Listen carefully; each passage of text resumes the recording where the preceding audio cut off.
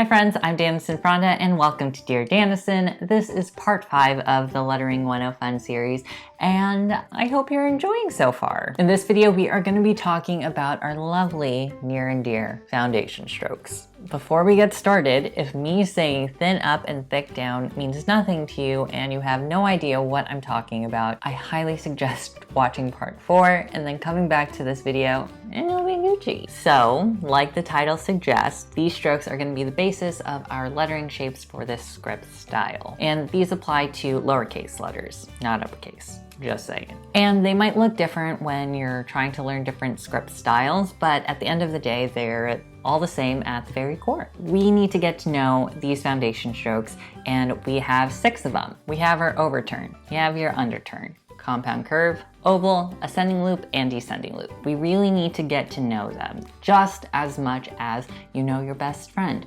or yourself, even though we're all still learning about ourselves, you know, life lessons. So let's get to know our 6 friendliest friends a little better, shall we? So here we have Strathmore tracing paper and we're gonna open it up. And look, we have a foundation strokes worksheet. Like I mentioned in the paper video, I'm gonna take this practice sheet and put it underneath and I can just trace over it. For this video, I'm using a Tombow Fudenosuke brush pen. So let's talk about our overturn. Here, you're gonna do a thin up, and then when you get to the top, you're gonna go thick down. So you're applying light pressure when you're going in an upwards direction, and then all the pressure when you're going down. For me, when I like to think about it, you need to start adding pressure is when you get over the hump. So right here, you don't want to apply pressure starting there. I also like to think about it in a rule of fifths. So let's say we broke this up into 5 parts. 1, 2, 3, 4, 5.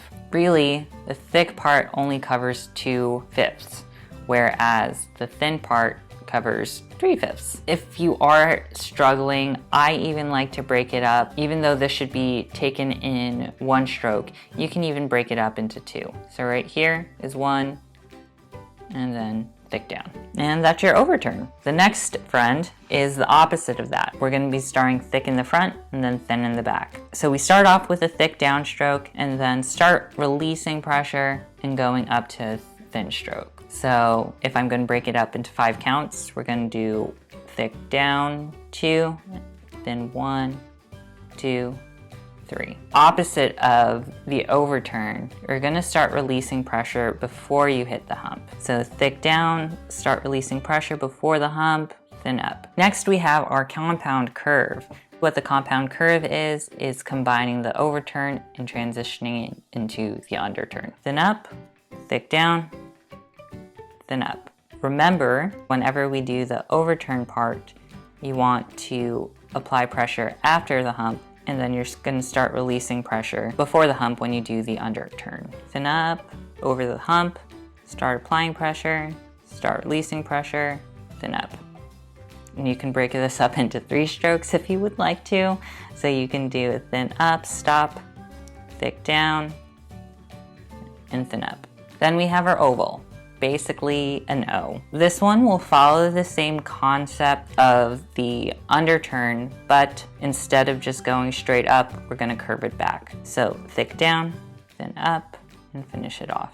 And some people start off at the very right. You can start anywhere, but essentially you're still following the same concept of if you're going in an upwards direction, you're going to have a thin line, whereas anytime you're going downwards, you're going to have a thick line. So if I start over here on the far right, still doing that thin up, and then I'm transitioning to a thick line, and then transitioning back to a thin. I normally start up here on the top left, thick down, and then I go thin up and finish it off. Our 5th stroke is called our ascending loop. We're going to start off over here with a thin up, curving back, and then thick down. So thin up, start applying pressure after the loop, and go down. You can break that up into 2 strokes.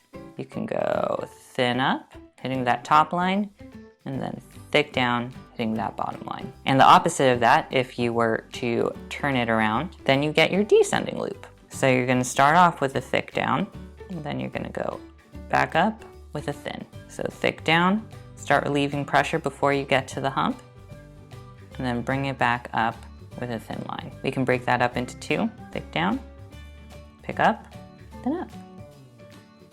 So those are the 6 foundation strokes that you really need to familiarize yourself before really going into creating the letter shapes.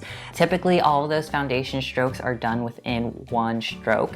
And by stroke, I mean you're not picking up your pen, but sometimes it's really hard to work on your transitions until you actually get the idea of thin and thick strokes.